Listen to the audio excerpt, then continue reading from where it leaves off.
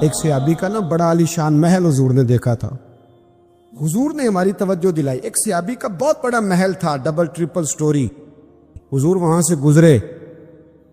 ایک بات بڑی تسلی سے مجھے بتائیں, ادھر دیکھیں میری طرف, بیٹا عالی شان مکان بنائے تو ابا راضی نہیں ہوتا؟ استاد پیر صاحب راضی ہوتے ہیں نا کہ ماشاءاللہ ہمارے بچے کا مکان ہے. اور حضور نے وہ اتنا بلند و بالا مکان دیکھا تو حضور کے چہرے پہ ناراضگی آئی. یہ مشکات کی حدیث ہے.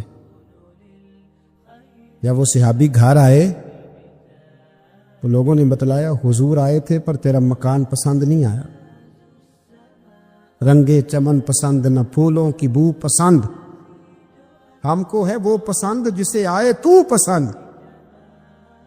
انہوں نے پوچھا بھی نہیں جا کے کہ حضور اس کا کیا کروں, چھت پہ چڑھے اور اوپر والی منزل گرا دی.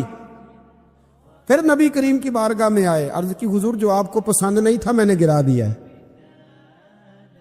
حضور فرمانے لگے اتنی عمارتیں نہ بناؤ جو تمہارے لیے قیامت میں وبال بن جائیں. حضرت عبد الرحمن ابن عوف اتنا شاندار آدمی ہے کہ ان کے پیچھے میرے نبی پاک نے نماز ادا کی ہے, اور صحابہ کرام میں سب سے امیر بندہ, اور دیانتداری اتنی کہ حضور نے جنت کی بشارت دی, عشرہ مبشرہ میں شامل ہے, اور مالدار تھے. حضور کے وصال ظاہری کے بعد نا حضرت عائشہ صدیقہ کے دروازے پہ بیٹھ کے رویا کرتے تھے. تو اماں نہیں کہتی عبد الرحمن کیوں روتے ہو؟ تو عرض کرتے اپنی بولی میں, کہتے اماں جی امیر حمزہ مجھ سے افضل تھے, اور جب دنیا سے گئے تھے تو کفن کا کپڑا بھی کوئی نہیں تھا. مصعب ابن عمیر مجھ سے افضل تھے, جب دنیا سے گئے تھے تو ان کے وجود پر کفن بھی پورا نہیں تھا. میں ان سب سے چھوٹا ہوں پر اتنا مال ہے, سوچتا ہوں حساب کیسے دوں گا. اماں جی میرے لیے دعا کر دو, میں کہیں قیامت میں الجھ نہ جاؤں. وہ سمجھ گئے تھے کہ دنیا عارضی ہے. آپ یقین کریں فکر ہی ختم ہو گئی ہے لوگوں کی. فکر ہی, اگر کوئی بات کرتا ہے بندہ تو وہ صرف اتنی کرتا ہے کہ میرے بچوں کی دنیا اچھی ہو جائے. خدا را میرے رسول پاک نے جو ہمیں پاک فرمایا تو بہت بڑا سبق یہ دیا کہ دنیا عارضی ہے. دنیا عارضی. وقت دیں معاملات کو, ٹائم دیں. آپ دیکھیں اللہ تبارک و تعالی بڑا کریم ہے. وقت کے ساتھ جب چیزیں تبدیل ہوتی ہیں اپنے ٹائم کے, حضرت بلال حبشی رضی اللہ تعالی, بڑا مشکل نہیں, اکیلا آدمی, غریب آدمی, مکے کے سارے سرداروں کے قابو آ گیا. حضرت احسان میں نے خود اپنی آنکھوں سے دیکھا, حضرت بلال کے گلے میں رسی ڈال کے بچے کھینچا کرتے تھے. یار خاصا مشکل کام نہیں. امیہ بن خلف ڈنڈوں سے مارتا ہے, آپ کے ہاتھ اور پیر چارپائی کے نیچے رکھ کے تو اوپر بیٹھے رہتے بڑی بڑی دیر. بڑی تکلیف نہیں, بڑی اذیت نہیں. لیکن حضرت بلال حبشی فرماتے ہیں پھر میں نے وہ سارے دکھ مٹتے دیکھے. وقت بیت گیا. وہی امیہ بن خلف ایک دن گھوڑے پہ تھا, گھوڑے اپنے کو تیار کر رہا تھا, لگام ڈال رہا تھا. حضور علیہ السلام گزرے تو فرمایا کیا کر رہے ہو؟ کہنے لگے اس گھوڑے پر بیٹھ کے آپ کو شہید کروں گا. تو حضور فرمانے لگے تیاری کر لے, تجھے قتل میں نہیں کرنا ہے. پھر جنگ کے موقع پہ نا ہلکی سی خراش لگائی رسول پاک نے اسے, یا گلے پہ, تڑپتا تھا, روتا تھا, سسکتا تھا. لوگ کہتے تھے امیہ کیا ہو گیا, اتنا سیانہ بندہ یہ کیا کرتا ہے؟ تو کہنے لگا تمہیں پتہ نہیں مجھے تکلیف کتنی ہے. ضرب تو چھوٹی ہے پر تمہیں پتہ نہیں لگائی کس نے ہے تو چھوٹی پر تمہیں خبر نہیں کہ لگائی کس نے ہے, کس نے یہ ضرب لگا دی ہے. پھر تڑپ کر سسک کر مرا. حالات بدل جاتے ہیں, حالات میں تبدیلیاں آ جاتی ہیں. اگر بیماری آ گئی, کوئی پریشانی آ گئی, کہیں کوئی اپنا دنیا سے چلا گیا تو یہ ذاتی تکلیف ہے, اس پر بھی صبر کرنا. اور اگر اپنوں نے بیگانوں نے کوئی تکلیف پہنچا دی, کوئی اذیت دے دی, وہ اذیت کئی صورتوں میں ہو سکتی ہے. تانا بھی ایک اذیت ہے. طنز بھی ایک اذیت ہے. کسی شخص کے بارے میں غلط کلمہ کہنا بھی ایک اذیت ہے. اور مقابلے میں کھڑے ہو جانا، لڑائی کرنا، یہ بھی ایک اذیت ہے. اس پر بھی صبر کرو. ورابطو، اور اس طرح کرو کہ کمر بستہ رہو، جد و جہد کرتے رہو. واتقوا اللہ، اللہ سے ڈرو. لعلکم تفلحون، تاکہ تم کامیاب ہو جاؤ. صبر جب آپ کرتے ہیں نا اور صبر کا ارادہ کرتے ہیں تو اللہ تعالیٰ صبر کی توفیق بھی عطا فرماتا ہے. ہم نے یہ دیکھا ہے کہ ہمارے پاس نعمتوں کی کمی نہیں، ہمارے فریزر خوراک سے بھرے ہوئے، ہمارے دسترخوانوں پہ انواع و اقسام کی چیزیں چنی ہوئی ہیں، ہماری الماریوں میں کئی ہمارے لباس تیار شدہ لٹکے ہوئے، ہماری جیبوں میں ہماری ضرورت کا سرمایہ اللہ نے ہمیں دے دیا. لیکن اس کے باوجود جو لوگ ایک دوسرے سے پیار نہیں کر پا رہے، جو ایک دوسرے کے قریب نہیں جا پا رہے، اس کی وجہ یہ ہے کہ صبر نہیں رہا، حوصلہ نہیں رہا، کسی چیز کو برداشت کرنا ہمارے مزاج کا حصہ ہی نہیں رہا. ہم نہ بڑی جلدی ہے، ہمیں دعا کرائی ہے تو آج شام تک مسئلہ ٹھیک ہونا چاہیے، دعائی کھائی ہے تو طبیعت شام تک ٹھیک ہونی چاہیے. اگر ہم راہ حق کے مسافر ہیں تو شام کو ہمیں قرب الہی مل چکا ہو، حضور کی بارگاہ کے ہم حضوری ہو چکے ہیں. ایسا نہیں ہے.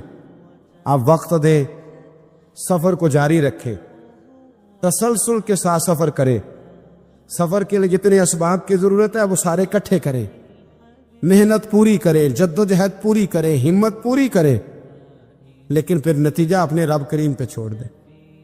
پھر رزلٹ اپنے اللہ. کئی دفعہ ہماری چاہت اور ہوتی ہے، اللہ کی حکمت اور ہو، تو اللہ کی حکمتوں پر بہت ساری چیزوں کو چھوڑے. کہا ربنا افرغ علینا صبرا،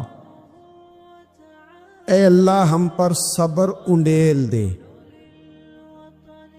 اللہ ہم پر صبر انڈیل دے، ہمارے اوپر صبر بھیج دے، ڈال دے ہمارے اوپر صبر. وثبت اقدامنا، اور ہمارے پیر جما دے. فانصرنا علی القوم الکافرین، اور کافروں کے مقابلے میں ہماری مدد فرما، کافروں کی قوم پر ہماری مدد فرما. اے اللہ ہم پر صبر انڈیل دے اور ہمارے پیروں کو استقامت عطا کر دے. کمزور باتیں کرنی چھوڑ دیں، مایوسی کے جملے اپنی زندگی سے نکال دیں. ہم مسلمان ہیں. آپ بیمار ہو گئے ہیں تو یہ بھی خدا کا فضل ہے، گناہ معاف ہوں گے. اگر اللہ تعالیٰ نے فقیر بنا دیا، غریبی آ گئی ہے تو یہ بھی فضل ہے، امیروں سے پہلے جنت میں جائیں گے. اگر اللہ تبارک و تعالیٰ نے کسی جگہ آپ کو مکان نہیں دیا اور دوسرے کو دے دیا ہے تو آپ وہ لوگ ہیں جو عظیم سنت ادا کر رہے ہیں سیدنا بلال حبشی کی. اگر کسی جگہ کوئی کمزوری آ گئی ہے، کوئی پیچھے رہ گئے ہیں تو یہ خدا کا فضل ہے. اللہ تعالیٰ نے چاہا ہمارے لیے جو فیصلہ تو ہم اس پہ راضی ہیں.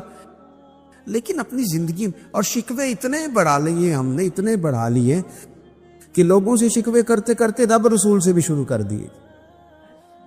غلام بھی کبھی شکوہ کرتا ہے، آقا کا بھی شکوہ ہوتا ہے، بندہ بھی کبھی شکوہ کرتا ہے، رب کا بھی شکوہ ہوتا ہے، یہ بھی کبھی ہوتا ہے. آپ نہ مانے پر یہ شکوہ ہے کہ میں بڑے ڈاکٹروں کے پاس گیا ہوں، آرام نہیں آیا. نہ مانے پر یہ شکوہ ہے میں نے کبھی کسی کو ستایا تو نہیں پر میرے حالات بھی ٹھیک ہوتے. آپ نہ مانے پر یہ شکوہ ہے کہ فلانے کے پاس دولت زیادہ ہے، اس نے پتہ نہیں وہ آگے نکل گیا اور میں پیچھے رہ گیا. نہ مانے پر یہ شکوہ ہے. کس سے کر رہے ہو؟ رب رسول سے. وہ آس بولے تے دی مہربانی اساں تے لاڈ ہی لڑاونے نے. کس سے شکوہ کر رہے ہو؟ خدا کے بندو، غلام غلامی کرتے ہیں تو شکوے کرتے ہیں کوئی. میں نے سنا ہے، مجھے پکا نہیں پتا، میں نے سنا ہے کہ ہوا تیز ہو تو جہاز کی سپیڈ لوگ بڑھا دیتے ہیں. مخالف سمت اگر ہوا تیز ہو تو جہاز کی سپیڈ یعنی وہ اگر تیز چل رہی ہے تو ادھر سے بھی تیز چلے گی تو اس کا سینہ ذرا جلدی چیرا جائے گا اور آگے بڑھے گی۔ صبر اور استقامت اگر آپ نے زندگانی میں آگے بڑھنا ہے تو ان دو چیزوں کا وجود آپ کے ساتھ ہونا بڑا ہی ضروری ہے۔ ہمارے مزاجوں میں بڑی جلدی بے صبری آ جاتی ہے، پائے سے بات نہیں ہوتے، کسی بات میں ٹھہراؤ نہیں ہوتا، طبیعت کے اندر وہ والا مزاج نہیں ہوتا جو انسان کو آگے لے کے چلتا ہے، جو اس کو آگے بڑھاتا ہے۔ اگر آپ نے آگے بڑھنا ہے تو پھر ذرا آپ میں کے مزاج میں ٹھہراؤ ہونا چاہیے، پھر ذرا تھوڑا سا سکون ہونا چاہیے۔ میرے رسول کریم علیہ السلام کی خدمت میں ایک شخص نے عرض کیا تھا، یا رسول اللہ صلی اللہ تعالی وسلم مجھے کوئی ایسی نصیحت کر دیں کہ پھر مجھے کسی اور سے پوچھنے کی ضرورت نہ رہے۔ تو حضور نے ایک ہی جملہ کہا، فرمایا جب تو نے کہا نا کہ اللہ میرا رب ہے، پھر ڈٹ جا، پھر اس پہ ڈٹ جا، پھر کھڑا ہونا سی۔ جب آپ میں استقامت ہوتی ہے، صبر ہوتا ہے، دیکھیں حالات جب بگڑے تو انہیں صحیح ہونے میں ٹائم لگتا ہے کہ فوراً ٹھیک ہو جاتے۔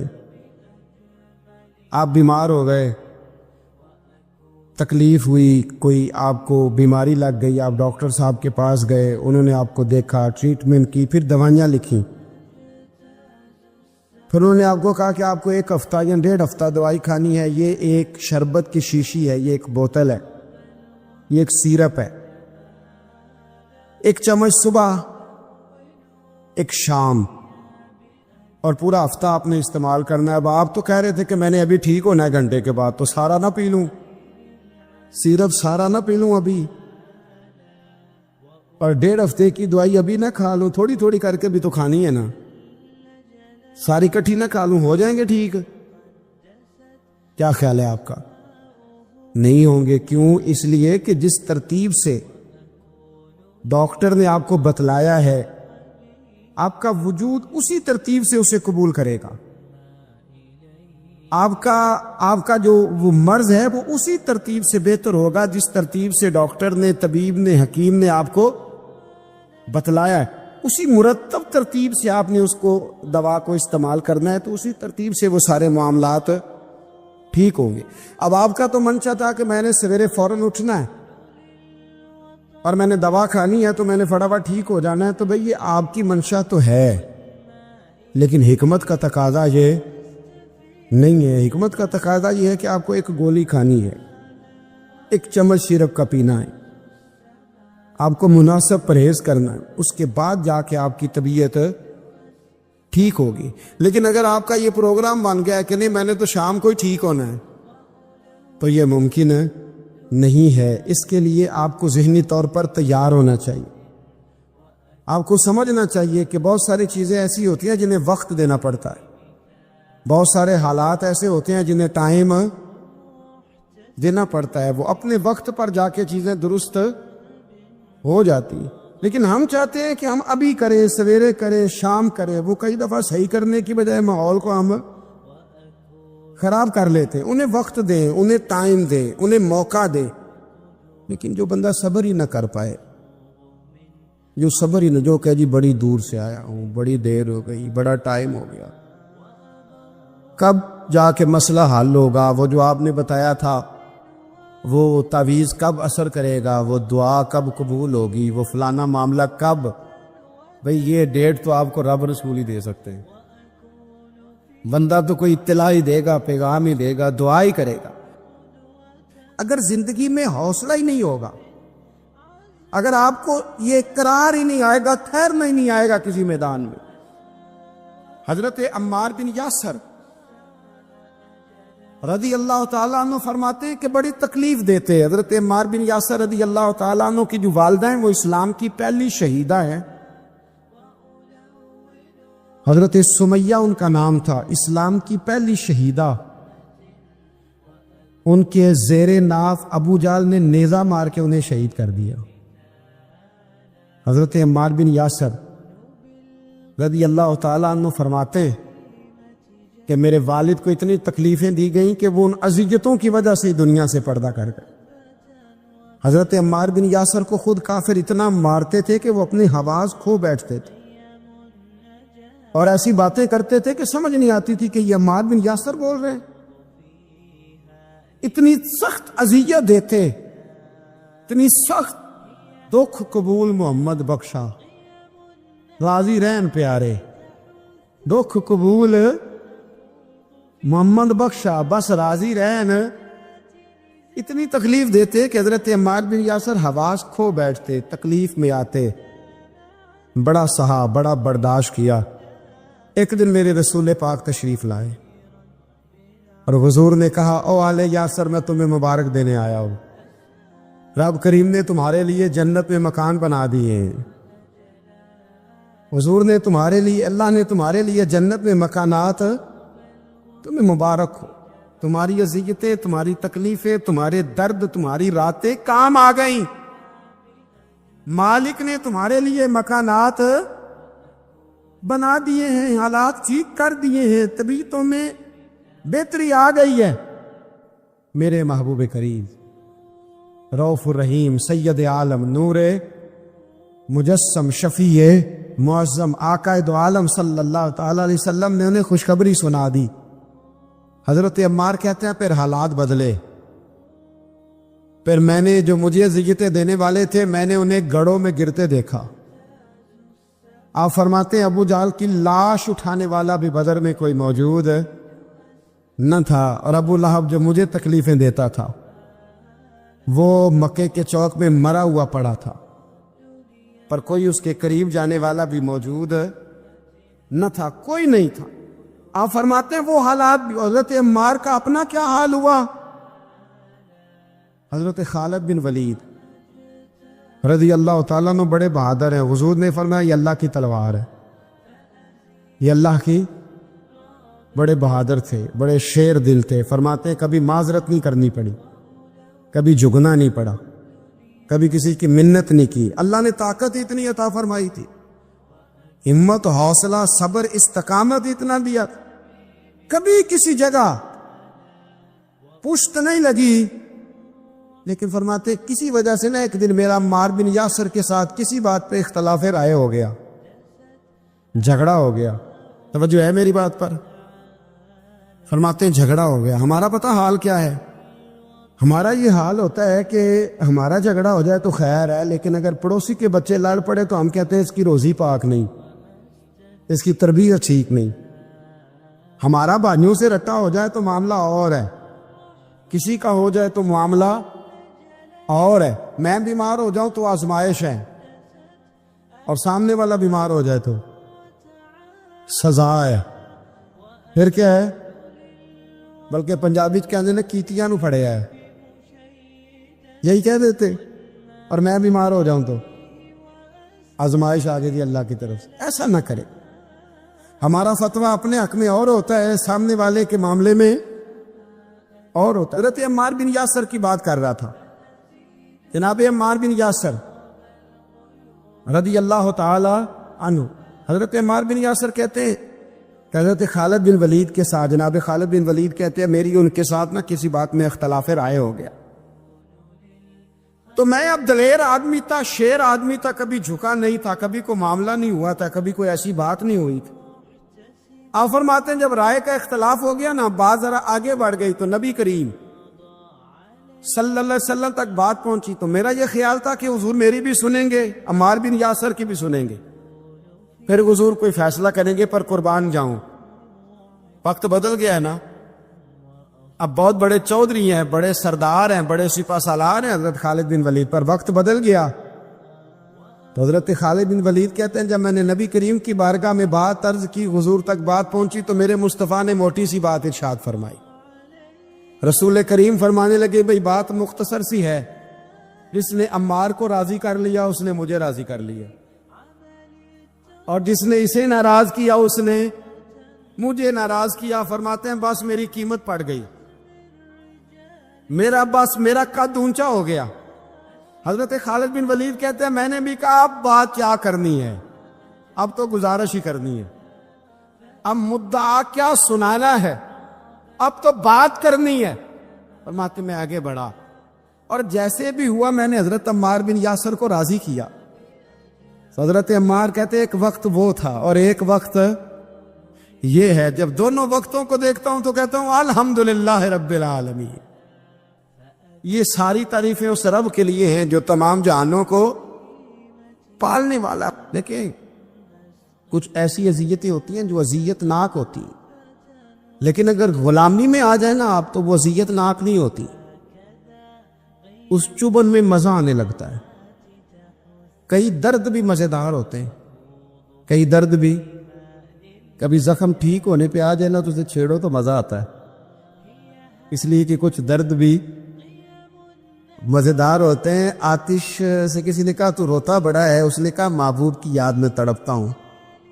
ابھی تو ایک دل ہے، میرے تو خواہش تھی کبھی دو ہوتے نا تو صحیح کر کے تڑپتا. رب نے دل ایک بنایا. کہتا وہ مزہ دیا ہے تڑپنے کہ میری آرزو ہے یا رب میرے دونوں پہلوؤں میں دل بے قرار ہوتا. حضرت مولا رومی نے مثال دی ہے. جناب رومی فرماتے ہیں کہ بغیر محنت کے لوگوں کو اللہ نے نعمتیں دی ہیں تو انہوں نے شکر ہی نہیں ادا کیا. اندھے سے پوچھ آنکھ کی قدر کیا ہے. پوچھ اندھے سے، پوچھ معذور سے کہ ٹانگوں پہ چلنا کتنی بڑی نعمت ہے. کبھی پوچھ اس سے جس کا مکان تو ایک کنال میں ہے پر رونے والا بچہ کوئی بھی نہیں. پوچھ اس سے جس کی جیبیں دولتوں سے بھری ہوئی ہے پر کوئی نہیں کہتا کہ ابا 10 روپے دینا. پوچھ یہ کتنی بڑی تکلیف ہے. حضرت رومی نے لکھا ہے، وہ فرماتے ہیں کہ ایک والد تھا تو اس نے بڑی دولت کمائی تھی تو اس کا بیٹا بے دریغ ہی اڑاتا رہتا تھا. کبھی ادھر پیسے بھگا دیے، کمائے نہیں تھے نا، میں نے نہیں نہ کی تھی، کمائے نہیں تھے. والد بڑا سمجھاتا تھا پر سمجھ نہیں آتی تھی. لیکن اس کے ابا کے ذہن میں ایک بات آئی. وہ کہنے لگا بیٹے یار میں کنگال ہو گیا ہوں، اچانک حالات خراب ہو گئے. ایک آنا مجھے چاہیے، دوائی خریدنی ہے، کہیں سے لے کے آؤ. اس نے کہا ابا مسئلہ ہی کوئی نہیں، یار ہی بڑے ہیں. بہت سارے لوگوں کے ساتھ رات میں جاتا ہوں روٹی کھانے ہوٹل میں. کئی ہیں جو میرا انتظار کر رہے ہوتے ہیں، فیس بک والے اور جناب وہ سیلفی والے بڑے سارے ہیں جو کہتے ہیں تیرے بغیر گزارا ہی نہیں. بڑے ہیں جو روز سویرے اٹھ کے پہلے مجھے السلام علیکم کا میسج کرتے ہیں، پھر اس کے بعد کسی اور سے. بڑے ہیں، کوئی مسئلہ ہی نہیں. ایک کے پاس گیا، ایک آنا چاہیے، اس نے دے دیا، لا کے ابا کو دیا. تو ابا گھر کے اندر جو امیر لوگ ہوتے تھے گھر میں کنواں کھدوا لیتے تھے. ابا کنویں کے کنارے بیٹھا تھا، جب بیٹے نے آنا لا کے رکھا تو اس نے پانی میں پھینک دیا. اگلی صبح پھر کہا بیٹے ایک آنے کی ضرورت ہے، دوا خریدنی ہے. اس نے کہا مل جائے گا. 2 4 5 دوست ابھی ہیں بڑے مالدار، ان سے جا کے کہا، ایک سے آنا لایا. ابے نے پھر پھینک دیا، تیسرے دن بھی پھینک دیا، چوتھے دن بھی. یار اب ختم ہو گئے. کچھ آہستہ آہستہ دوستوں کو پتہ چل گیا کہ کنگال ہو گیا ہے. خبر پھیل جاتی ہے نا، اب بھوکا ہو گیا. اب آہستہ آہستہ موبائل بند ہونے لگے، آہستہ آہستہ جو ہے وہ نمبر بلاک ہونے لگا، حالات بگڑ گئے. اب جب اسے پتا تھا کہ یار تو اب دروازہ کھٹکھٹاتا ہوں تو کہتے ہیں کہ اسے کہہ دو میں گھر نہیں، ابا نے تو آنا مانگنا ہے اور میں بے دریغ دولت ابا کی اڑاتا رہا ہوں. اب یہ بھی نہیں کہہ سکتا کہ مجھے دیتا کوئی نہیں. شہر سے باہر نکل گیا، سارا دن مزدوری کی، جد و جہد کی، کبھی کام کیا نہیں تھا، ہاتھوں پہ چھالے پڑ گئے. بڑا مشکل ہوتا ہے جن لوگوں نے کام نہ کیا ہو انہیں کرنا پڑ جائے تو. تکلیف کا شکار ہو کے ایک آنا کمایا، شام کو لا کے والد کی ہتھیلی پہ رکھا تو اس نے پھینکا نا جب کنویں میں تو چیخ پڑا، کہنے لگا ابا جی آپ سیانے پیانے بندے ہیں، روز پیسے لا کے دیتا ہوں، کوئی پھینک دیتے ہو، کوئی کرنے والی بات کرو. نہیں دوائی کھانی تو نہ کھاؤ، لایا کیوں کرتے. بیٹے کو باپ نے تھپکی دے کے بٹھا لیا. اس نے کہا بیٹا میں نے پہلے دن تو نہیں پھینکا، تو 7واں دن میں روز پھینکتا ہوں، آج تیری چیخیں کیوں نکلی. کہنے لگا ابا پہلے ادھار کے تھے آج مزدوری کے ہیں. نہیں سمجھ آئی بات.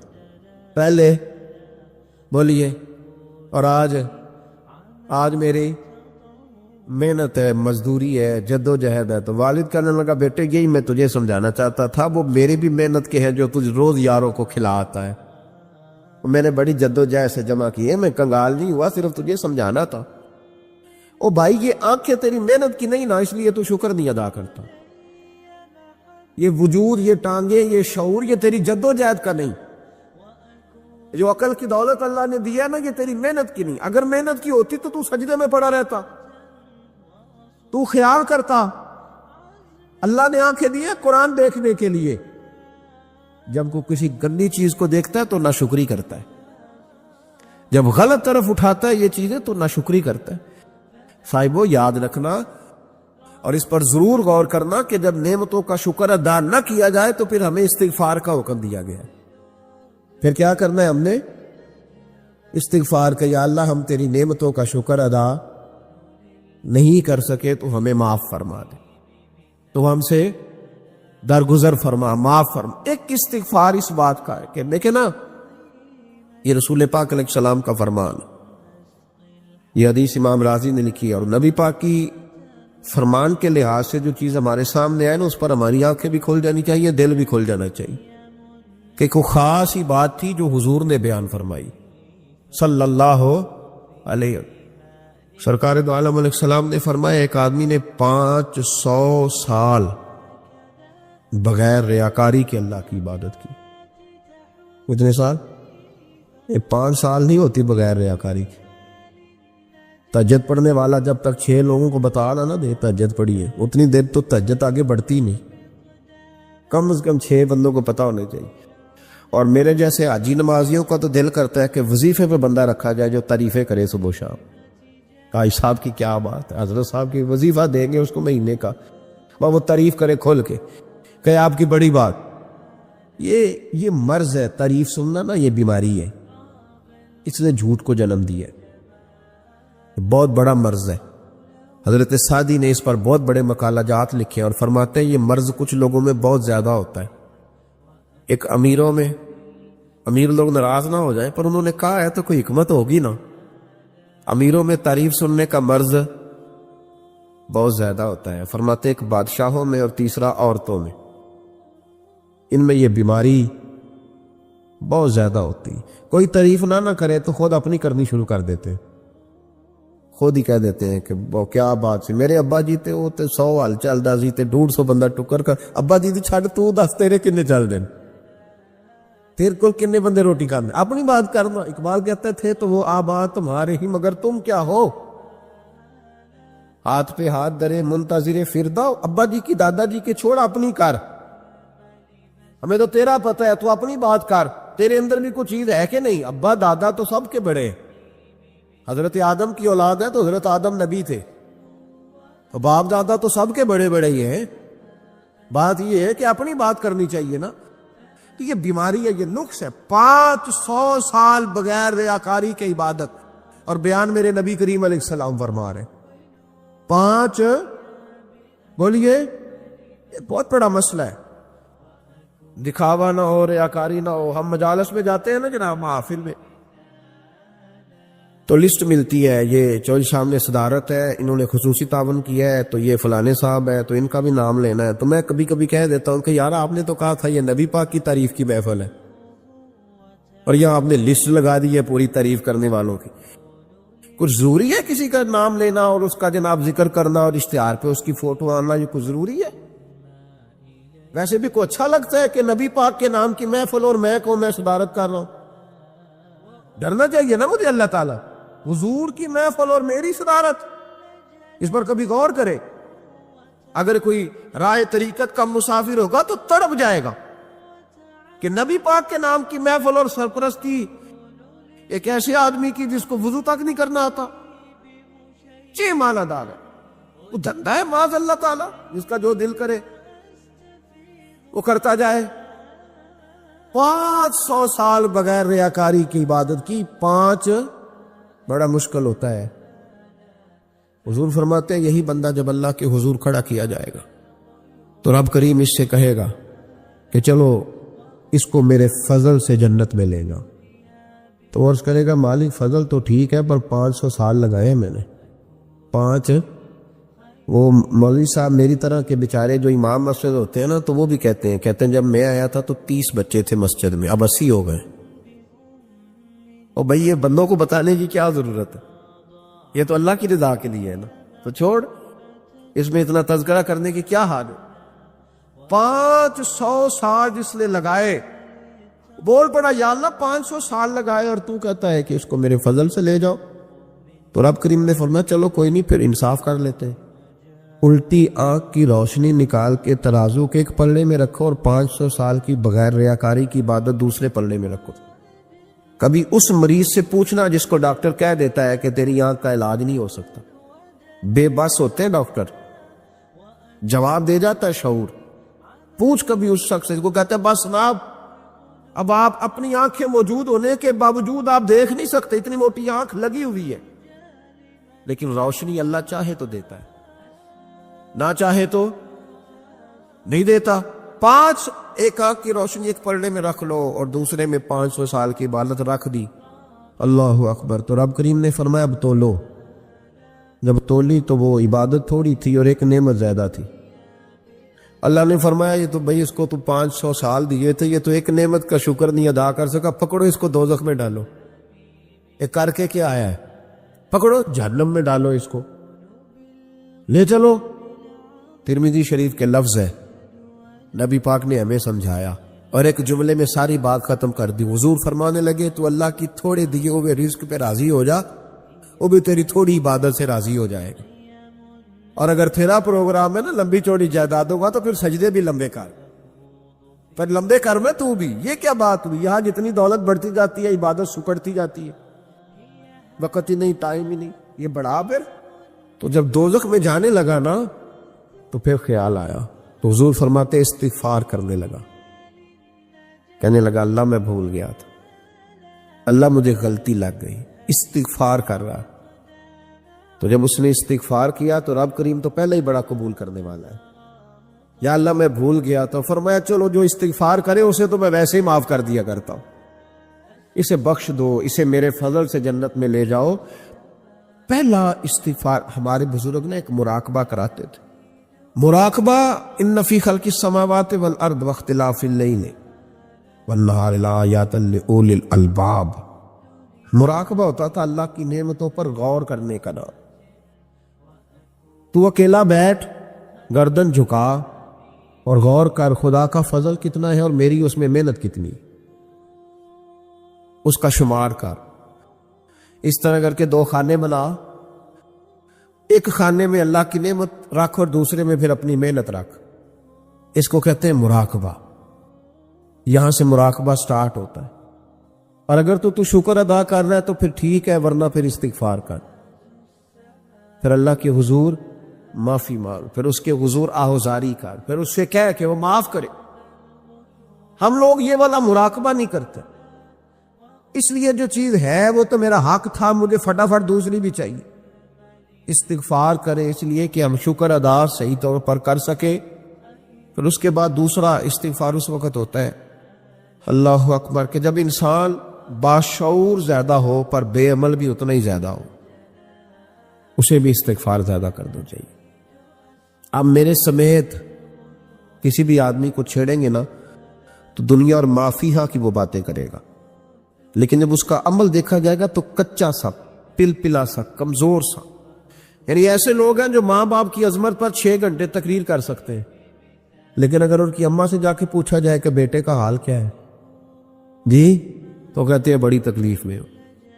اپنے بیٹے کے سبب سے وہ بڑی آزمائش کا شکار. بھئی تیری 6 گھنٹے کی تقریر کا معنی کیا ہوا؟ تو لفظوں کے گورکھ دھندے کا ماہر ہے. مشکوٰۃ شریف میں نبی پاک صلی اللہ علیہ وسلم نے فرمایا اللہ تعالیٰ نے نا حضرت سیدنا آدم علیہ السلام کو نا ان کی تمام اولاد کی صورتیں دکھائیں، گویا روحیں دکھائیں، نور دکھایا، چمک رہا تھا. تو حضرت آدم کی نظر پڑی حضرت داؤد علیہ السلام. یہ مشکوٰۃ میں موجود ہے. تو آپ نے دیکھا بڑے خوبصورت ہیں حضرت داؤد علیہ السلام. تو فرمایا یہ میرا بیٹا بڑا حسین و جمیل، عمر کتنی ہوگی اس کی؟ تو فرشتے نے عرض کی حضور 60 سال. یہ عالم ارواح میں بات ہو رہی ہے. حضرت آدم علیہ السلام فرمانے لگے اس طرح کرو، میرے 40 سال کاٹ کے اس کو دے دو. حکم ہوا، حضرت آدم کی بات مان لو. وہ کاٹ کے 40 سال ان کی عمر مبارک کے حضرت داؤد کی عمر میں شامل کر کے لکھ کے مور لگا دی گئی. حدیث میں لفظ ہے نبی پاک صلی اللہ علیہ وسلم فرمانے لگے حضرت آدم کے وصال کا وقت آیا تو فرشتے نے آ کے کہا بابا جی چلیں. فرمانے لگے میرے تو 40 سال باقی ہیں. کہا حضور وہ تو آپ نے اپنے بیٹے کو دے دیے تھے. ایک بزرگ مجھ سے کہنے لگے کہ آپ دعا کریں میرے بیٹوں کو اللہ نرمی عطا کر دے. وہ بولتے نہیں ٹھیک، ان کا لب و لہجہ صحیح نہیں ہے. تو میں نے ان سے کہا کہ بزرگوں جہاں تک میں جانتا ہوں کوئی ایسی بات ہے تو نہیں. تو وہ کہنے لگے کہ جس طرح آپ سمجھتے ہیں نا ہمارے رشتہ دار بھی اور اہل علاقہ سارے یہی سمجھتے ہیں، پر میں تکلیف میں ہوں، میری بیوی تکلیف میں. میں نے کہا کہ پھر آپ یہ اتنی زیادہ پردہ پوشی کس بات کی؟ تو وہ کہنے لگے کہ ڈرتا ہوں. اگر لوگوں کے سامنے ہم بات کرتے ہیں تو لوگ کہتے ہیں کہ تم نے تربیت نہیں صحیح کی. اگر میں بات کرتا ہوں تو لوگ مجھ پہ شک کرتے ہیں، کہتے ہیں تو نے رزق نہیں صحیح کھلایا. تو میں درد میں رہتا ہوں. کپڑا اٹھاؤں گا تو میرا اپنا بدن برہنہ ہو جائے گا. یار وہ کتنی تکلیف میں ہے باپ جو اپنے سگے بیٹے سے بات نہیں کرتا کہ پتہ نہیں کہاں سے بولے گا، کیا جواب دے گا میری بات کا. یعنی ڈرتا ہے، سہما ہوا رہتا ہے. یہ نوجوان ذرا غور کریں، ان لفظوں کی تکلیف محسوس کریں کہ اماں کہتی ہے کہ بھائی میں نہیں اس سے بات کرتی، اس لیے کہ وہ بڑے سخت جملے کہتا ہے، مجھ سے نہیں سہے جاتے، کوئی اور بات کرے. یعنی جس کی ماں بھی اس سے بات کرتے ہوئے ڈرے، جس کا والد بھی اس سے بات کرتے ہوئے سہم جائے، اور وہ بندہ کہے کہ میں نے تو MBA کیا ہوا ہے، میں تو معاشرے میں جانا پہچانا جاتا ہوں، اللہ کا شکر ہے جی اللہ نے بڑی عزت دی ہوئی ہے. وہ یہ لفظ کہے تو اسے شرم آنی چاہیے. جس کے استاد بھی اسے کام بتاتے ہوئے ڈرے کہ بدتمیز ہے، نہیں کرے گا کہ نہیں. اگلے لفظ اس سے بھی خطرناک ہیں جس کا مرشد بے جھجک جسے کام ہی نہ بتا سکے اور جس کو کام کہنا ہی چھوڑ دے، جس کے حوالے سے لوگ خاموش ہو جائیں کہ بس مطلب کیا ضرورت ہے، جب اس پہ بات بوجھ بنے گی. تو اس شخص کو پھر سوچنا چاہیے نا کہ وہ زندگی کس لیے گزار رہا، اس کا پھر انداز کیا ہے. بزرگ جن کی وجہ سے تکلیف میں ہو، آزمائش میں ہو، درد میں ہو، اور یار جو آدمی نیک ہو رب فرماتا ہے اس کا تو میں حیا کرتا ہوں، اللہ کہتا ہے اس کی تو میں قدر کرتا ہوں، میں اس کی. دیکھیں نا میرے نبی کریم صلی اللہ علیہ وسلم نے فرمایا جب سفید داڑھی والا شخص قبر میں جاتا ہے، یہ ترمذی کی حدیث ہے، تو رب کریم فرماتا ہے فرشتوں اسے عذاب نہ دینا، مجھے حیا آتی ہے. یہ سفید بال لے کے آ گیا. تو جس کی اللہ حیا کرے اس کی میں نہ کروں، اس کی نوجوان نہ کرے، اس کا سیان، جس کی اللہ حیا کرے اس کی ہم حیا ہی نہ کریں. ہمارا لب و لہجہ خطرناک اور خوفناک حد تک چلا جائے، ہمیں دھب اور سلیقہ ہی نہ ہو. ہم کہیں او گرم خون ہے جی ذرا احتیاط سے بات کرنا، کیا معنی ہوا اس بات کا؟ گرم خون اور ہوتا ہے اور بے ادبی والا خون اور ہوتا ہے، ان دونوں میں فرق ہوتا ہے. حضرت سعد بن معاذ رضی اللہ تعالیٰ عنہ نبی پاک صلی اللہ علیہ وسلم کے پاس آئے تو ان کے قبیلے کے کچھ نوجوان بھی وہاں بیٹھے تھے.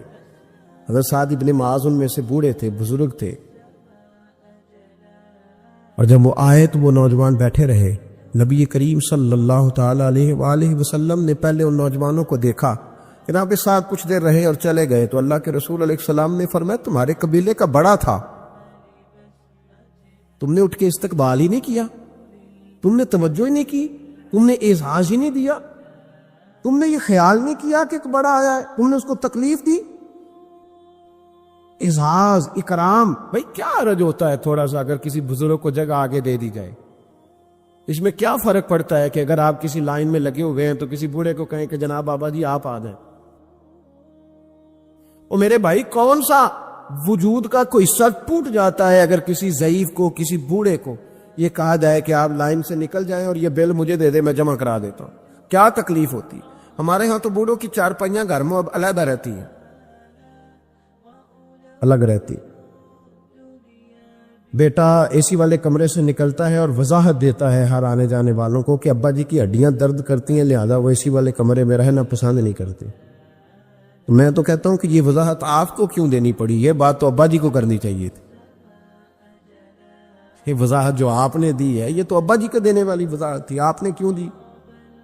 ابا جی کے لیے اس طرح کا کمرہ ہے گھر میں جس طرح کا سٹور ہوتا ہے نا پرانے کپڑے رکھنے والا، وہ کمرہ ہے. حدیث سنانے لگا ہوں، اللہ کرے آپ کو یاد رہ جائے، اللہ کرے آپ کو یاد رہے. مشکات کی حدیث ہے، بڑے خوبصورت لفظ ہیں میرے نبی کریم علیہ الصلوۃ والسلام نے فرمایا، رب جو تمہیں روزی دیتا ہے نا یہ تمہارے ضعیفوں کی برکت سے دیتا ہے. وہ جو 90 سال کی اماں گھر میں ضعیف پڑی ہے نا، اسے سکریب کا مال نہ سمجھنا. تیرے اوپر جو خدا کا کرم برس رہا ہے تو اس بوڑھی کی وجہ سے برس رہا ہے، اس بوڑھی کی وجہ سے برس رہا ہے. اور نبی کریم علیہ الصلوۃ والسلام نے ارشاد فرمایا، سن اور یاد رکھ،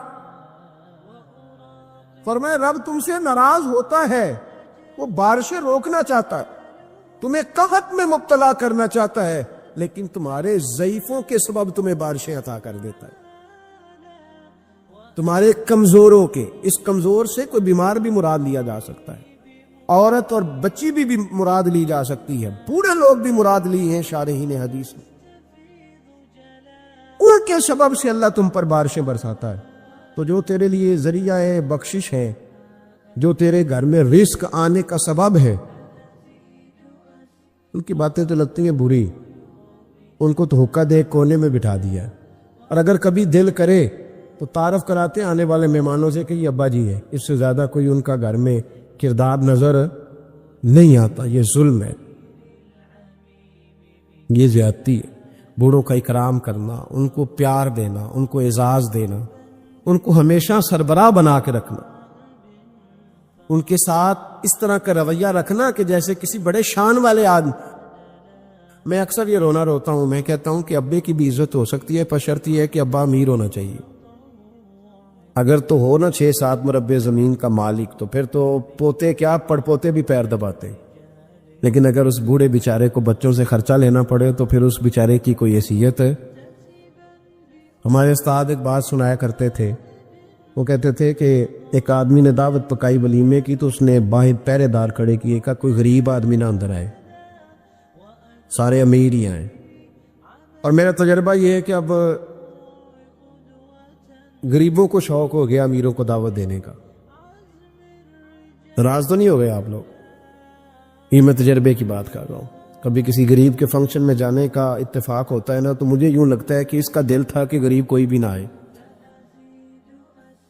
غریب کو دعوت دینا پسند ہے تو امیر تو پہلے نہیں اسے بلاتا، تو پھر بلائے گا کون؟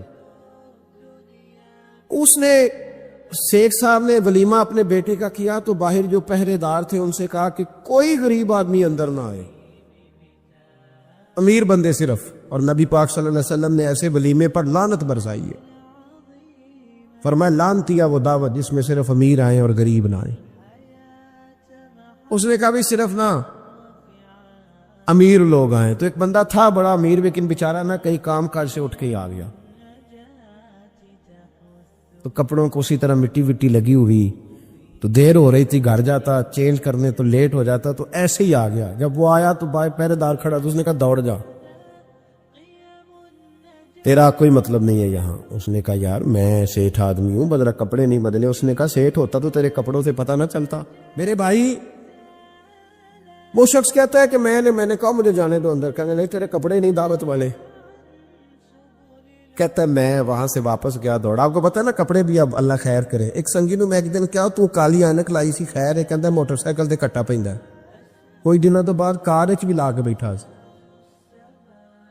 میں کہ ہن کنوں میں کی پوچھاں، ہن تے بہتر ہے اینو چٹی سوٹی بھی نال دیاں. بھئی کیا اس سے انسان کا قد بڑھتا ہے؟ وہ ہے بات کرنے والی. جہاز میں اس دفعہ میں واپس آ رہا تھا تو جہاز میں ایک نوجوان کالی اینک لگا کے پھر رہا ہے. اب ڈر لگتا ہے نا، آپ کو پتا ہے کسی سے بات کریں گے وہ کیا جواب دے گا. تو کیا ان چیزوں سے قد بڑا ہوتا ہے آدمی کا کہ وہ تھوڑا سا جناب مطلب باہر آئے. مجھے تو کمزور لگتے ہیں ایسے لوگ. اپنے لب و لہجے میں، اپنے انداز میں، اپنی طبیعت کے حساب سے، اپنے سٹائل میں آپ زندہ رہیں. یہ سچ ہے اور یہ اصل ہے، یہ سچ ہے اور یہ اپنی زندگی اپنے اسٹیٹس کے مطابق، طبیعت کے مطابق گزارنا، یہی سچ ہے اور یہی اصل ہے۔ اسی میں انسان کا حسن ہے، اسی میں اس کا وقار ہے۔ اللہ تعالیٰ سمجھنے کی توفیق عطا فرمائے۔ تو وہ بندہ واپس گیا بیچارہ، کپڑے بدل کے آیا، اس نے بھی کہا کہ جانا میں نے بھی ضرور ہے، پر تنگ بڑا آیا، گھر گیا، مایا شایا والے کپڑے پہنے، سمجھ لے کالی اینک بھی لگائی نہیں، آیا تیار شیار ہو کے، کوٹ شوٹ پہن کے، ٹائی شائی کے ساتھ۔ جب واپس آیا تو وہ جو جس نے کہا تھا نا داخل نہیں ہونے دینا، اس نے خود دروازہ کھولا۔ وہ بندہ سیدھا اسٹیج پہ چلا گیا اور لوگ کھا رہے تھے پلیٹوں میں سالن، اس نے پورا ڈونگا ہی لے لیا اور وہ لے کے نا سامنے رکھا اور ایک کونے سے اپنا کرتا پکڑ کے اس میں ڈبویا، پھر دوسرے سے پکڑ کے اس میں ڈبویا، پھر پیچھے سے پکڑ کے۔ لوگ کہنے لگے پاگل ہو گیا، کہنے لگا نہیں میری تو دعوت نہیں، دعوت تو کپڑوں کی ہے، میری کہاں دعوت ہے؟ اس لیے کہ میں تو آیا تھا، مجھے تو داخل ہی نہیں ہونے دیا، یہ تو دعوت ہے میرے کو۔ نہیں سمجھ آئی آپ کو میری بات؟ بھئی وہ بھی کوئی انسان ہے جو کسی کو صرف کپڑوں کا حیا کرے۔ ٹھیک ہے، انسان کا لباس اس کی شخصیت کا آئینہ دار ہوتا ہے، کپڑے اچھے پہننے چاہیے۔ نبی پاک صلی اللہ علیہ وسلم نے فرمایا تیرے پاس اگر نعمت ہے تو چھپا نہ، اس کا اثر تیرے اوپر نظر ہے۔ لیکن آپ کسی کو کپڑوں سے جج کریں گے، گاڑی سے جج کریں گے، یہ معیار نہیں ہے۔ والد کو، استاد کو، مرشد کو کیا اس لیے جج کیا جائے گا کہ اب وہ مالدار ہوگا تو حیا کریں گے؟ اور بھائی ماں اگر کسی کھیت میں بیٹھ کے اپلے بھی تھاپ رہی ہو نا، اور وقت کا شیخ الحدیث کسی بہت بڑی مسجد میں بیٹھ کے حدیث بھی پڑھا رہا ہو، اماں وہاں اپلے تھاپ رہی ہے، تو اس محدث وقت بھی جنت اسی ماں کے قدموں کے نیچے، وہیں سے اسے جنت ملے گی۔ یہ نہیں ہو سکتا کہ وہ کہے جنت کہیں اور سے مل جائے گی۔ بے شک وہ بیچاری اپلے تھاپ رہی ہے، گوبر کے ساتھ کام کر رہی ہے۔ میری بات کی سمجھ آ رہی ہے؟ بزرگوں کا اکرام کریں، احترام کریں، ان کو ادب دینا سیکھیں، ان کے ساتھ لحاظ والا رویہ اختیار کریں۔ نبی کریم علیہ السلام کے صحابی حضرت ابو ہریرہ رضی اللہ تعالیٰ عنہ فرماتے ہیں کہ حضور سید عالم علیہ السلام کے پاس میں بیٹھا تھا تو چند نوجوان حضور کے پاس بیٹھے تھے، جہاں ہم بیٹھے تھے وہاں جگہ کچھ تنگ تھی۔ ایک بزرگ آ گئے سفید داڑھی والے، انہوں نے سلام لی، نبی پاک علیہ السلام نے سلام کا جواب دیا تو حضور نے نوجوانوں پہ 2-3 دفعہ نظر ڈالی، وہ بیٹھے رہے، ان کو جگہ نہیں دی، تھوڑے سمٹے نہیں۔ تو کہتے ہیں رسول پاک علیہ السلام نے بات کی تو میں کانپنے لگا۔ اللہ کے حبیب نے فرمایا من لم یرحم صغیرنا ولم یؤکر کبیرنا فلیس منا، فرمایا جس کو چھوٹے پہ شفقت نہیں کرنی آتی اور جس کو بڑے کی عزت نہیں کرنی آتی، اس کا تو ہم سے تعلق ہی کوئی نہیں، فلیس منا، وہ ہم میں سے۔ فرمایا وہ آئے تم نے جگہ ہی نہیں دی، یہ سفید داڑھی والے شخص کا اکرام نہیں کیا، اس کو تم نے جگہ ہی نہیں دی۔ اور ہم لوگ یہ سمجھتے ہیں، یہ نوجوان یہ سمجھتے ہیں کہ ہم نے کون سا بوڑھے ہونا ہے، ہم نے کون سا بوڑھے ہونا، ہم نے تو سدا جوان ہی رہنا ہے۔ ایک کلرک نے نا ایک دفعہ کسی بہت بڑے رائٹر کو کہہ کہ اپنے نام سمیت، اس نے کہا تھا میرا نام، ایڈریس، فون نمبر سمیت یہ بات اپنے کالم میں درج کر دو۔ اس نے کہا کہ میں کلرک تھا، تنخواہیں وغیرہ دیتا تھا کسی بینک میں یا کسی ایسے ادارے میں ملازم تھا جہاں میں وہ چیزیں دیا کر، تو کہتے ہیں کہ میں وہاں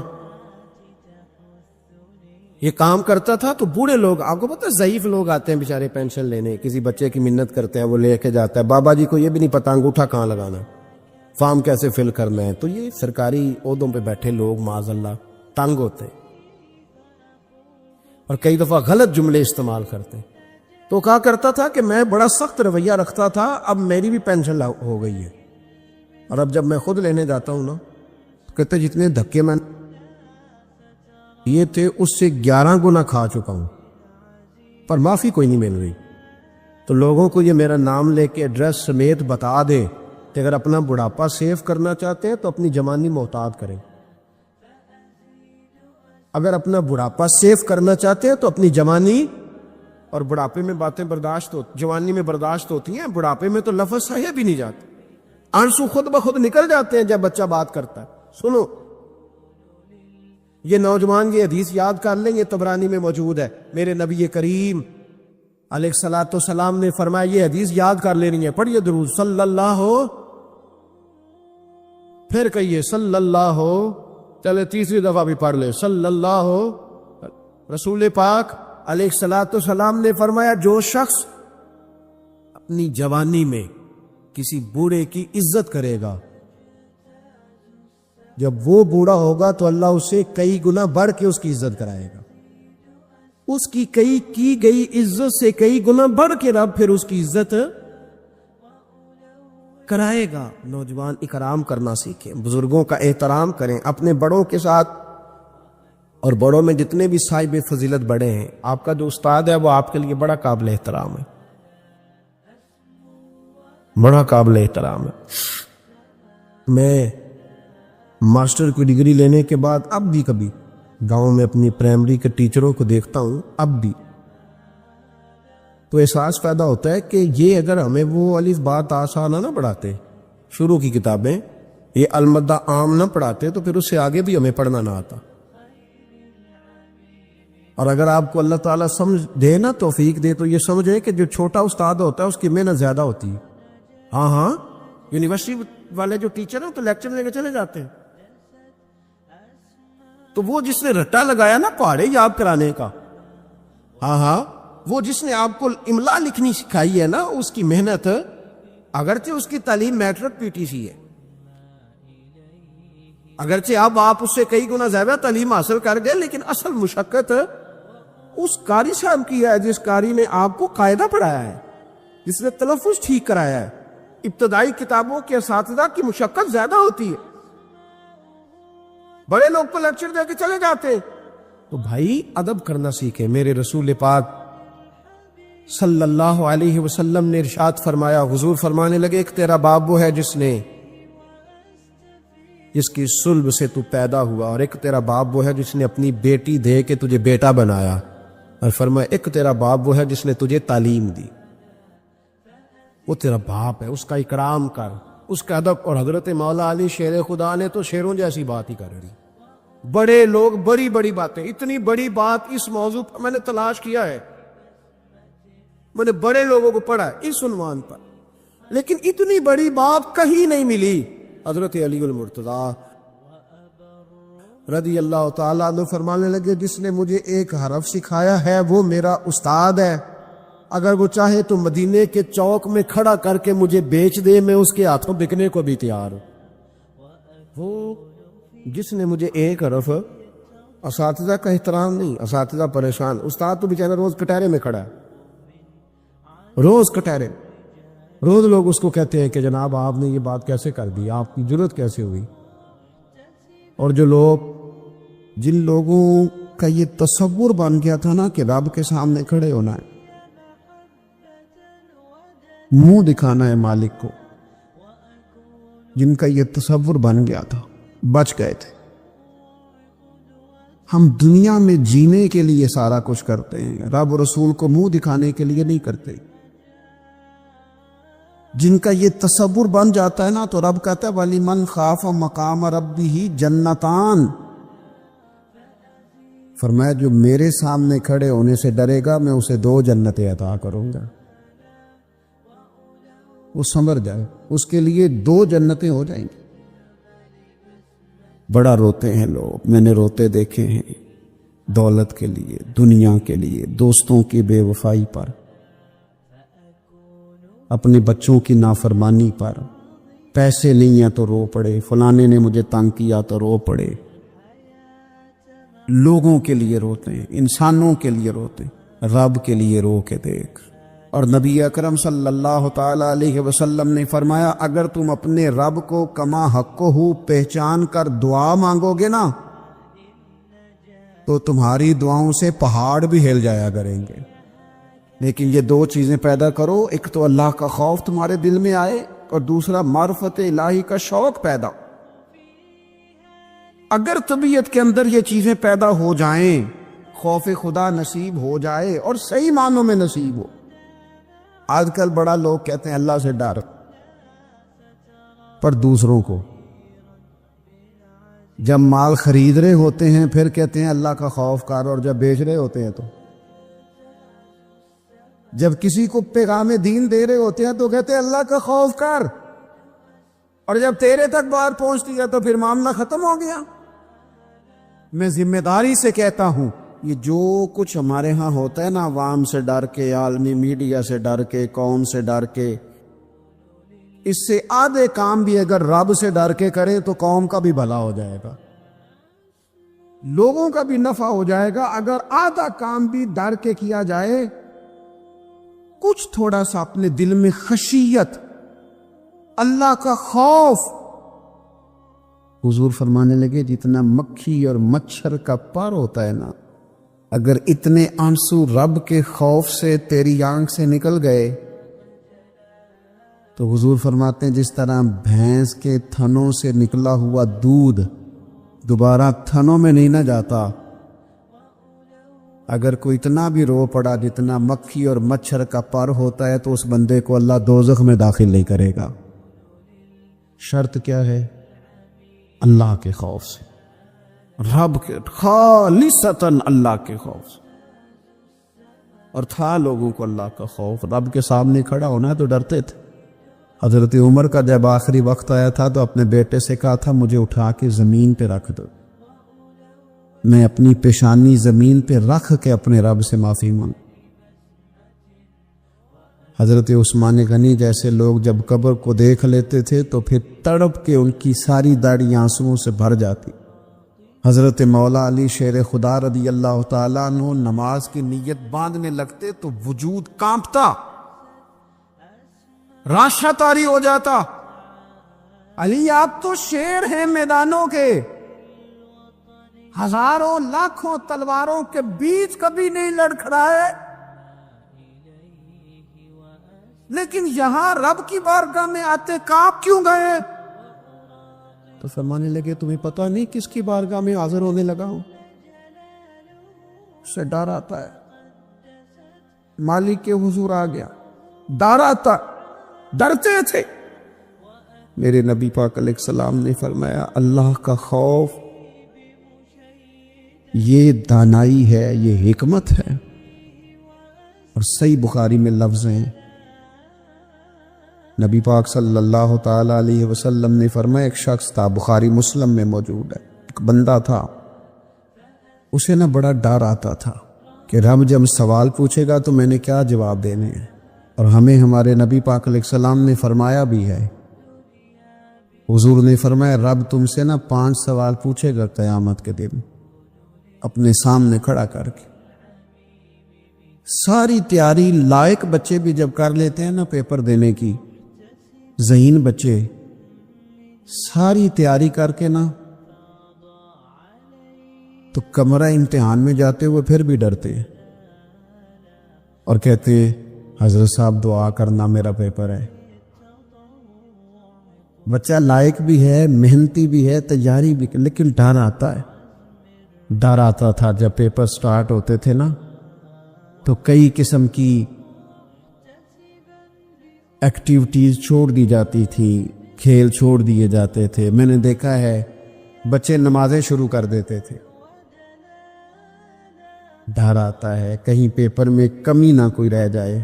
دنیا کے پیپر کے بارے میں یہ معاملہ ہے، اور جب صبح قیامت سوال جواب کیے جائے.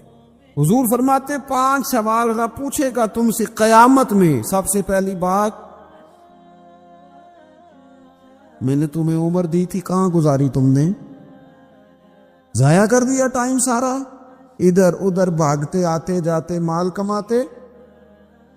اور پھر عمر میں ایک بہترین حصہ جوانی ہے. حضور فرماتے ایک سوال یہ ہوگا، دوسرا جوانی کہاں گزاری؟ اور تیسرا سوال پوچھا جائے گا بتاؤ مال کہاں سے کمایا، ذرائع کیا تھے، جائز طریقہ اختیار کیا کہ ناجائز؟ اور چوتھا سوال یہ ہوگا یہ بتاؤ تم نے خرچ کہاں کیا؟ اللہ نے اپنے فضل سے دیے تھے پیسے، تم نے ناجائز جگہ پہ تو نہیں لگا دیے؟ اور پانچواں سوال یہ ہوگا کہ جو تمہیں پتہ تھا، جو تم جانتے تھے، جس کا تمہیں علم تھا، جس کا تمہیں شعور تھا، بتاؤ تم نے اپنے علم پر عمل کتنا کیا؟ میرے عزیز، یہ 5 سوال نبی پاک علیہ السلام فرماتے ہیں۔ ایک بندہ تھا جو بڑا ڈرتا تھا رب کی بارگاہ میں کھڑا ہونے سے، اتنا ڈرتا تھا کہ خوف طاری ہو گیا، اس پر خشیت پیدا ہو گئی۔ اس نے اپنے بچوں سے کہا جب میں مر جاؤں نا، یہ صحیح حدیث میں موجود ہے، جب میں مر جاؤں نا تو مجھے جلا دینا، اور پھر اگر میرے وجود کا کچھ حصہ بچ جائے تو اسے پیس دینا، پھر اسے ہوا میں اڑا دینا، مجھے ختم کر دینا۔ میں اپنے رب کی بارگاہ میں کھڑا ہو کے سوالوں کا جواب نہیں دے سکتا، پتا تے سارا ہے نا سردار نو کیتیاں دا، من دانم کے من دانم، جو اعمال کیے ہیں اس کی خبر تو ہے نا، باقیوں کو شک ہے کہ اس میں گناہ کیا ہوگا، پر ہمیں اپنا تو پاک ہے نا، پتا تو سارا ہے نا۔ کہا میں نہیں کھڑا ہو سکتا اس کے حضور، مجھے جلا دینا، میری راکھ بھی بہا دینا، اڑا دینا ہواؤں میں۔ نبی پاک علیہ الصلوۃ والسلام فرماتے بندہ تھا سچا، یہ کام اس نے کیا اللہ سے ڈر کے۔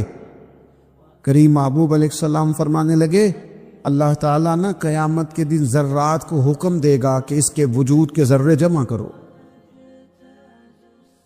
اس کا وجود جمع کیا جائے گا۔ جس رب نے پہلے بنایا ہے وہ دوبارہ بنانے پر بھی قادر ہے، اس کے ذرات کو جمع کر کے گوشت پوشت دے کے وجود دے کے کھڑا کر کے اللہ پوچھے گا بتا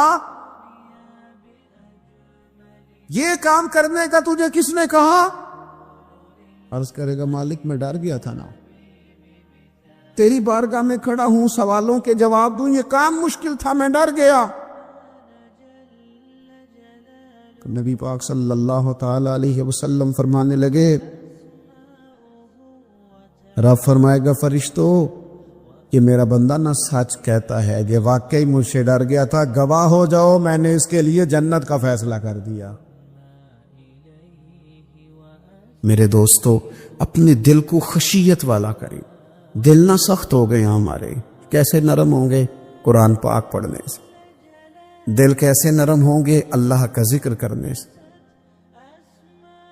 دل کیسے نرم ہوں گے؟ قبرستان جانے سے، اپنوں کی قبریں دیکھنے سے۔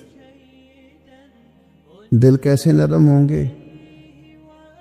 کبھی ہسپتال کا چکر لگا کے آؤ، دیکھو طبیعت کیسے نرم ہوتی۔ دل کیسے نرم ہوگا؟ کسی کے دکھ کو دکھ سمجھنے سے۔ دل کیسے نرم ہوگا؟ اللہ کی مخلوق سے محبت کرنے سے۔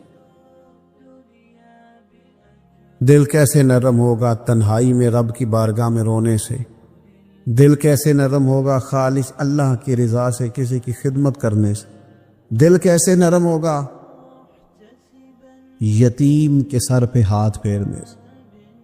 دل کیسے نرم ہوگا؟ جب ہم اپنے مالک کی بارگاہ میں بیٹھ کے لمبی دعائیں مانگیں گے۔ دلوں کو نرم کرنے کی طرف لاؤ، اللہ کا خوف خشیت اپنی طبیعت میں پیدا کرو، اس سے پہلے کہ تندرست جسم بیمار ہونے لگے۔ ڈاکٹر کہتے ہیں پتہ ہی نہیں چل رہا، رپورٹیں تو ٹھیک ہیں ساری، سمجھ نہیں آ رہی، ہمارے ہاتھوں سے کئی لوگ نکل گئے، کوئی پتہ نہیں چلا۔ دیر کے بعد خیال آیا کہ صبح بتایا تھا ڈاکٹر نے کہ تو لاہور چلا جا، یہ کبھی رات کو بتا دیتا نا۔ ہاتھوں سے نکل گئے بڑے لوگ، بڑی چیزیں نکل گئی۔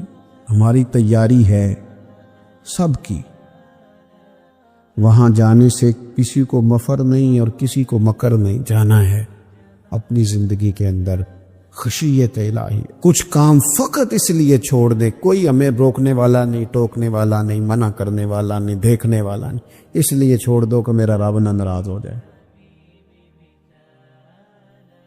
کسی کی ہمیں مجبوری نہیں, کسی کی ہمیں پابندی نہیں, کوئی کسی کی طاقت نہیں ہمیں کہہ سکے, لیکن کچھ کام فقط اس لیے شروع کر دو کہ میرا اللہ راضی ہو جائے. ہمارے صوفیاء فرماتے ہیں کہ کسی بندے کے دل میں نا,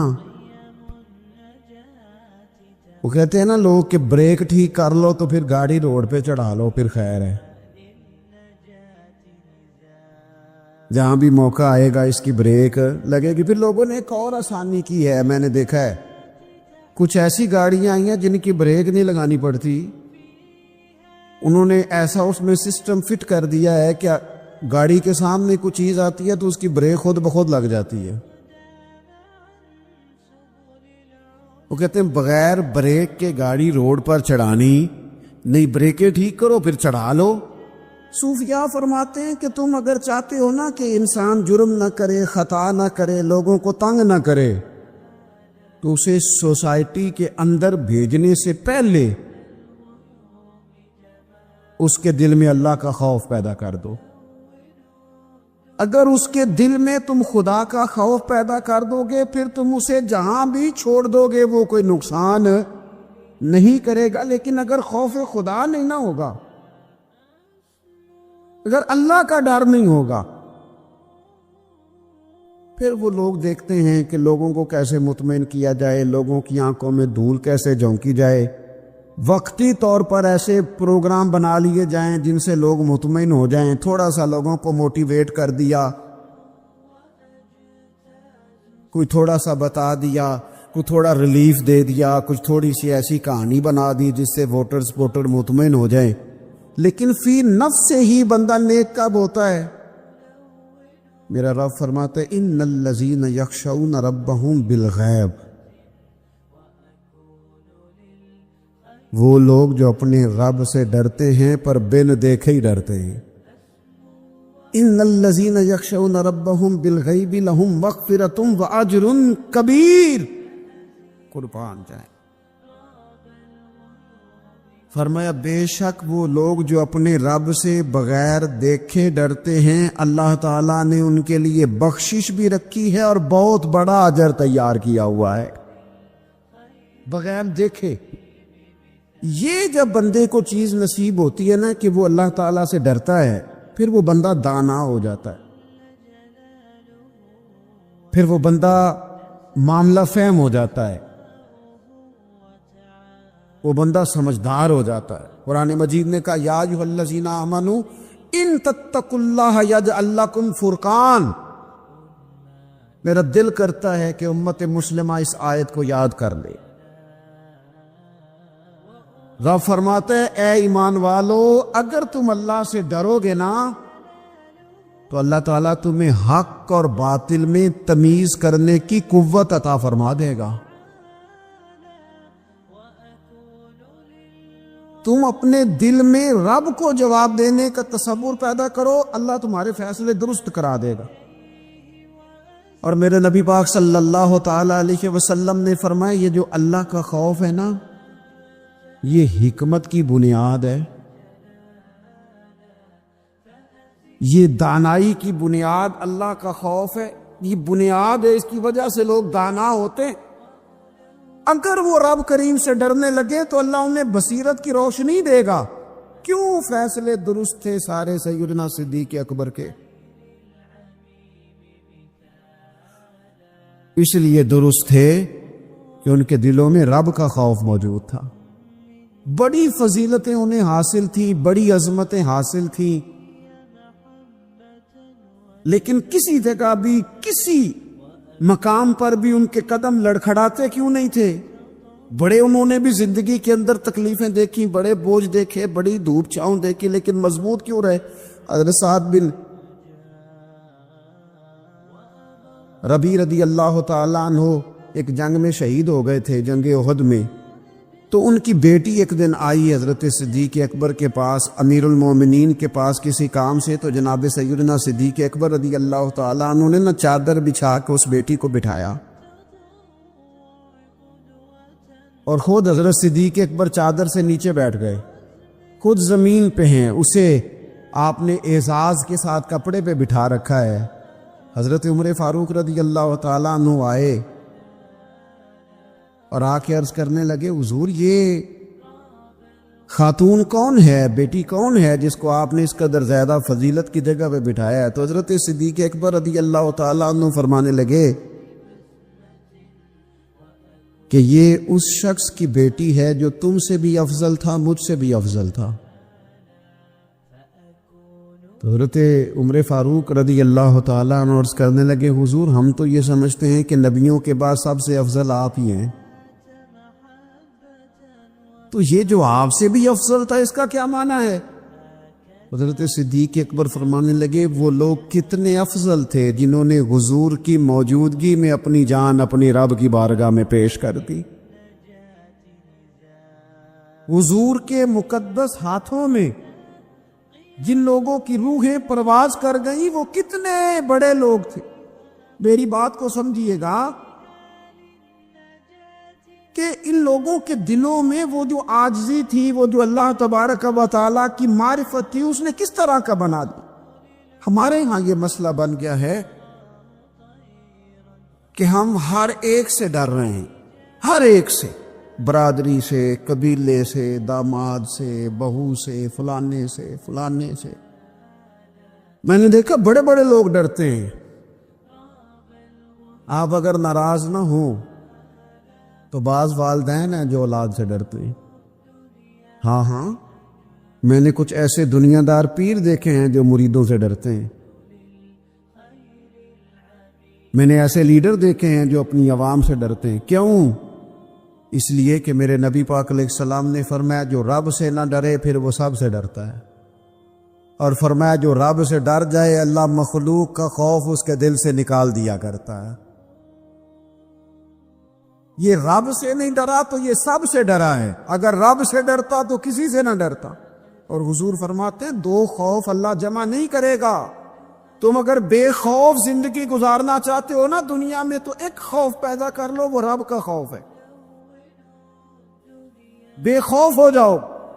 اور اگر تم یہ خوف پیدا نہیں کرتے پھر تو سائے سے ڈرو گے، پھر سانپ سے نہیں رسیوں سے ڈرو گے، پھر تو جگہ جگہ تمہیں کمزور کر دیا جائے، پھر تو لوگ ہر وقت تمہیں بھگائیں گے، ڈرائیں گے۔ ایک خوف پیدا کر لو اللہ کا، پھر دوسرا کوئی خوف قریب نہیں آئے گا۔ اور ایک معنی میں اور کہا اللہ دو خوف جمع نہیں کرے گا۔ حضور فرماتے ہیں تو دنیا میں رب سے ڈر جانا، رب تجھے آخرت میں نہیں ڈرائے گا۔ وہ جو اللہ کے ولیوں کے بارے میں کہا لا خوف علیہم ولا ہم یحزنون، کیا معنی ہے؟ دنیا میں انہیں صرف اللہ کا خوف تھا، باقی کسی کا خوف نہیں تھا۔ حضور فرماتے ہیں تو دنیا میں رب سے ڈر جا، قیامت میں تجھے نہیں ڈرائے گا۔ اور اگر تو دنیا میں نہیں نہ ڈرے گا پھر اے تن میرا جے کنگی ہووے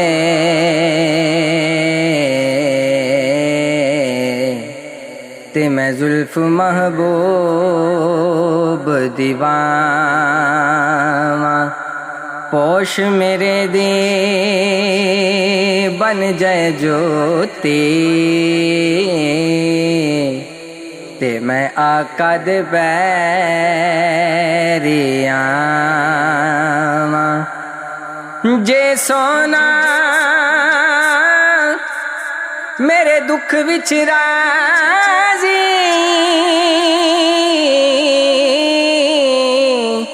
تے میں سکھ نو چلے ڈاواں،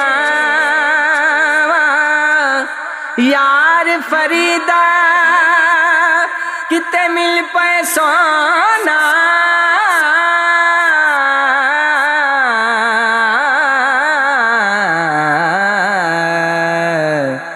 تے میں انہوں رو رو حال سناواں، تے میں انہوں رو رو حال سناواں،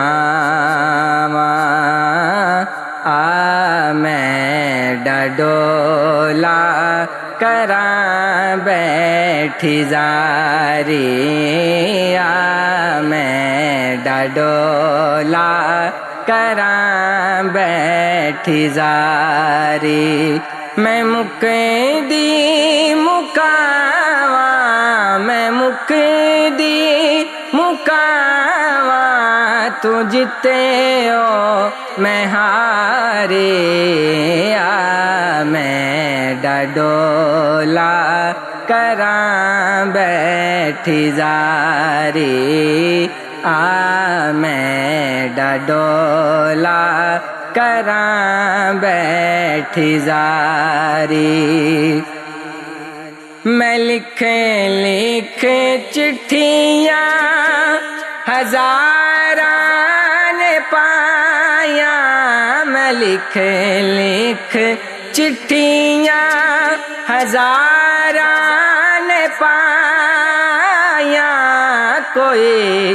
دیس تیرے تو خبراں آیا کوئی دیس تیرے تو خبراں آیا نہ دسیا ٹھکانا نہ دسیا ٹھکانا کوئی جان دیوارے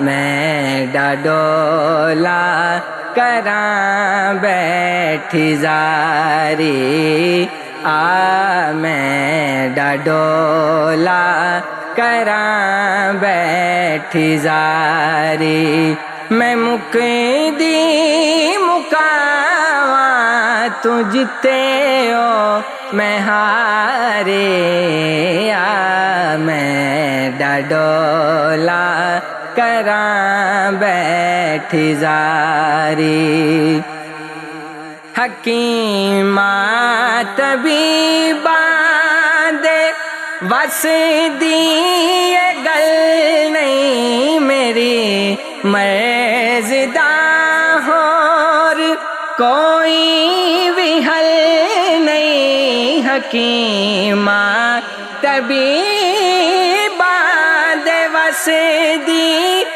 گل نہیں میری مرزدہ ہور کوئی بھی حل نہیں تو آ کے دکھا جا تو آ کے دکھا جا وے صورت پیارے میں ڈڈولا کراں بیٹھی زاری میں ڈڈولا کراں بیٹھی زاری میں مکدی مکاواں تو جتے ہو میں ہارے میں ڈڈولا کراں بیٹھی زاری